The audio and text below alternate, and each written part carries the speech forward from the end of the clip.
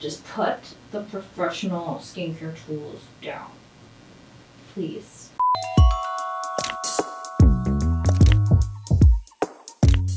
Hi, welcome back to The Golden Prescription. This is your source for professional skincare knowledge on YouTube. My name is Nay, also known as LABeautyologist on Instagram and Twitter.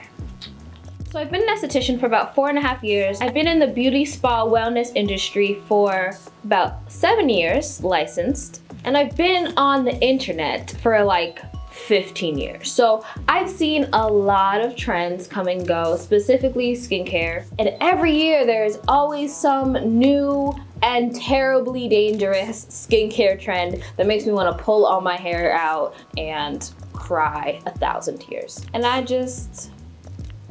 I'm tired of them. So we're going to go through them and I'm going to educate you on why maybe some things that you see on the internet pertaining to skincare are not the wisest decisions. The skincare industry is huge, the internet is huge, influencer industry is huge, YouTube is huge, and this causes a lot of like misinformation to get spread very easily, very quickly. So if you made any of these dangerous skincare mistakes, please be sure to share this video with your friends if you learn anything new, like and subscribe and all that cool stuff. The first of the terrible skincare trends that I've noticed in 2019, and I just pray that we don't take into the next decade, is peel-off masks. I hate peel-off masks with all of my heart. In my Dangerous DIY video, I referenced peel-off masks and like how some brands were even starting to sell just like charcoal and glue. Activated charcoal, Elmer's glue, and people thought I was lying.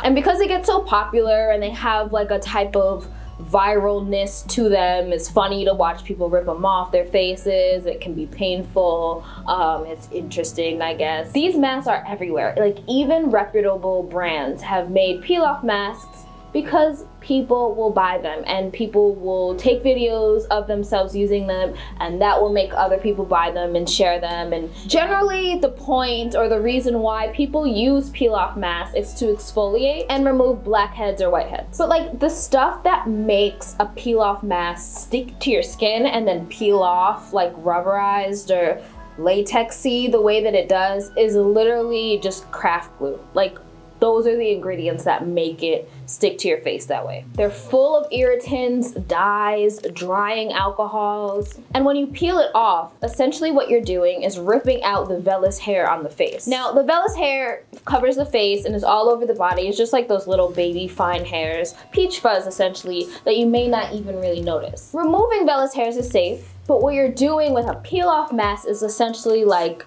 cheap waxing your face. When you rip out these vellus hairs in this way, you also end up breaking a lot of the hairs, causing dermatitis, which is just like a rash, irritation, prolonged redness. You can open up your skin to more infection because of the pulling and tugging. And while I know it can be satisfying, you're also drying out the skin and causing more irritation and more likelihood for breakouts. But a breakout tends to have two portions. So there's like, let's take a blackhead for example. There's the follicle. I'm gonna try and put a diagram up because me using my hands is not working. But say like this is the follicle, right? Oh no, here we go. Say like this is the follicle, right? It's in this thing. This part is where the skin is, or where the top of the skin is, and there's a blockage here. Generally the pore is blocked all the way through. So when you pull off just the top part, like when you do a peel-off mask, there's still congestion in the pore. It doesn't peel it off all the way because congestion isn't really solid. It's kind of like a between solid and liquid, so it breaks apart easily, the plug. So you're still leaving an area of congestion, bacteria, sebum, oil, dead skin cells in the follicle.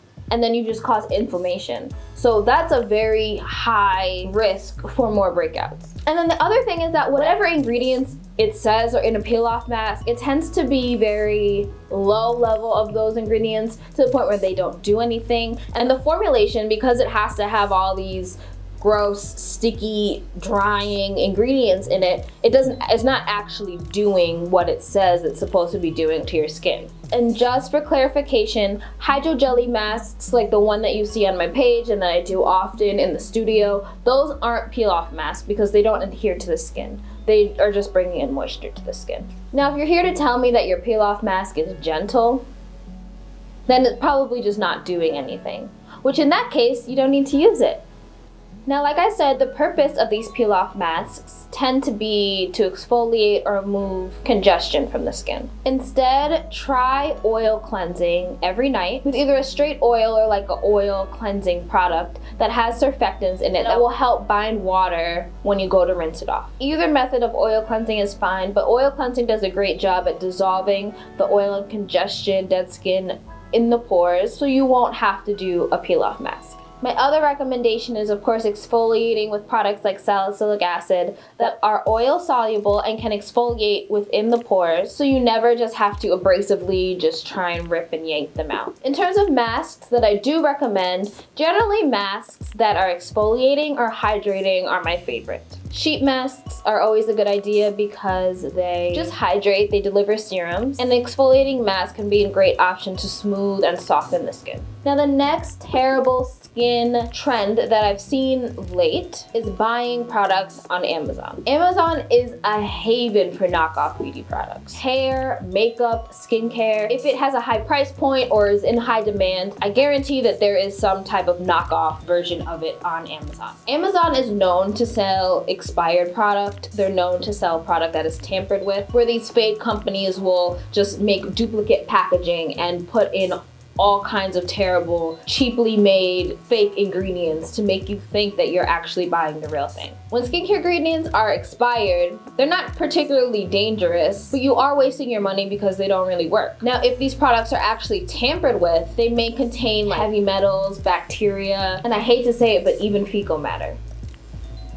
There's actually a documentary on Netflix called Broken, and I believe their first episode, I think it's the very first episode, is about knockoff beauty products. And there was a girl who brought like a Kylie lip kit off of Amazon, and it actually had like super glue in it, and she like accidentally super glued her lips shut. So like, just be very, very careful when shopping on Amazon. And it can be very difficult to decipher what products are legitimately sold on Amazon, because there are some, and what products are not legitimately sold on Amazon. Here's an example of how difficult it can be. If you look at this picture here, I've highlighted where it's Amazon choice, and there's even like PFB Vanish in blue, meaning like it's a click-through link saying that is a actual verified seller of this product. The first red flag you'll see here is that it's on sale. PFB Vanish like never goes on sale. I know this because I'm an authorized seller of PFB Vanish. If you look now on the PFB Vanish bottle, it will say right there, not authorized for resale on Amazon, eBay, or buy.com. I, as an authorized seller, sign an agreement from the company every single time I buy it that I won't sell it on Amazon. If you are looking at a product on Amazon and are not sure if it's legitimate, go to the brand's website. On the brand's website, there will always be distributors that will tell you what the authorized sellers of your product is. For example, Amazon is an authorized seller of CeraVe, and you can go to the CeraVe website and it will list Amazon. That's okay, that's safe. Other than that, be very, very cautious. I feel bad, right? Because a lot of the products that I recommend, or like a lot of products that I really like, are not available to an audience outside of the US. And Amazon can be a really great way to, you know, get those products discounted or get them actually like shipped to your country, which I totally understand, and I think it's absolutely taking advantage of people who are really just trying to get products that they really need. God forbid you get like a rash or a burn, or you glue yourself to yourself, like something crazy happens. I don't want that for you, so please just be cautious. I'm not trying to like take away a way to get affordable products. Third skincare trend that I am looking forward to just completely leaving in the 20-teens is facial brushes. Now, if you know me and know that I created the 60-second rule, the 60-second rule specifically means using your fingers to wash your face for 60 seconds. No brushes, no anything. You don't need anything other than your fingers and time to properly cleanse your face. I can't stand facial brushes for a lot of reasons. Firstly is that I find them to be over abrasive. They very easily get overused and the skin reacts by rashes, persistent little tiny bumps, which is a sign of inflammation, redness. In the same way that scrubs scratch at the skin, facial brushes are causing too much friction. Try using the 60-second rule, try oil cleansing, and try using chemical exfoliants. Like salicylic acid or lactic acid at very low percentages that will help encourage dead skin cells to shed so your skin feels like cleaner and less congested. The second reason I can't stand facial brushes is that they're extremely difficult to clean. In the spa, to clean them, we soak them in barbicide, put them in UV lights, make sure they're 100% dry, spray them down with alcohol, just to not transfer bacteria from one client to another. But at home, you shouldn't be transferring bacteria from Tuesday to Wednesday either. And especially because they exist in your bathroom and they tend to stay wet and damp, that is a breeding ground for bacteria. If you go over a breakout and it pops in your brush and you don't wash it out properly, and spray it down with alcohol and make sure it's 100% dry before you reuse it, you're going to be spreading bacteria all over your face. And then another reason I dislike them is because using facial brushes all the time will make your skin really hypersensitive, especially to stronger actives like alpha hydroxy acids that are actually doing like a lot more heavy lifting and a lot more beneficial from the skin than using like a facial brush. Silicone brushes don't have the same problems that regular facial brushes do with bristles because silicone is antibacterial. It's not going to hoard bacteria, so that's not something that you have to worry about. I honestly just don't find them necessary to use. I've turned down many silicone brush brands looking to do paid promotion because I honestly don't like them. I don't think they're necessary. I don't think you need them. 60-second roll plus chemical exfoliation is literally more than enough to have perfectly clean, glowing, fresh skin. Promise. My least favorite of all of the terrible skincare trends that I've seen this year and in years past that we need to just never do again, doing professional skincare treatments. It hurts. At home. This one I think is definitely like the most dangerous. I've seen everything from people doing microneedling in their kitchen and on their boyfriends, doing medium depth TCA peels on themselves, to even lip injections. And then people record it and then like share it and make other people think that they can do these things too.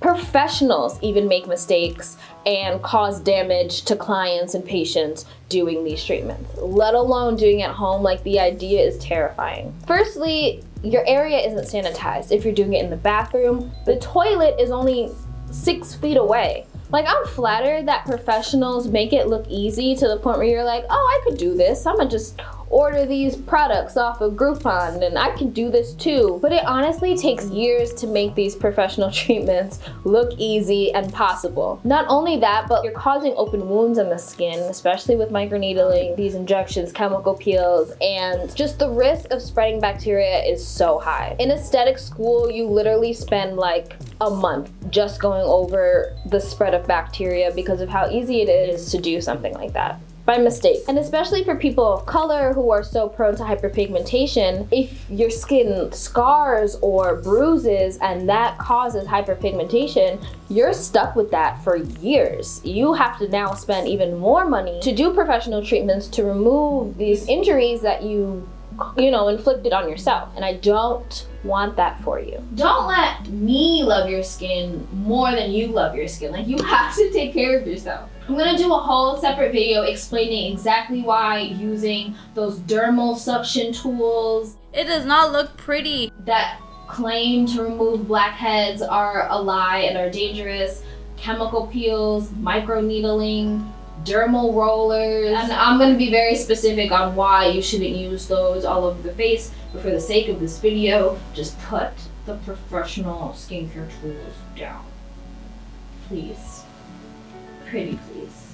Like, I'm begging. I'll link a case down below of a woman who derma rolled over a cold sore that she thought was like dormant and caused like an infection all across her face because she pretty much just you know, made little herpes holes all over her cheek and things. And it's things like that that if you don't have professional training, you're not going to know the best way to handle them or prevent. So in the comments, I would love for you to repeat after me and comment, I, insert your name, will not do these terrible skincare trends in 2020. Okay? Leave that comment down below. Thank you for watching. If you learned something new, if I shared any important information, please like, please subscribe, and please share with the people in your life who you think need to hear this the most. Because I know you have a friend who just can't help it and is telling you that she can do chemical peels at home, or you know someone on your Instagram who's using peel-off masks. Send them this. Thank you for watching. My name is Nay. This is The Golden Prescription. You can find me on Instagram and Twitter at LABeautyologist. And if you'd like to schedule an appointment in my skincare studio here in Beverly Hills, I will also leave that link below for you so you can check me out. You guys are the best. I love you. Stay safe. And remember, if it doesn't feed you, don't water it.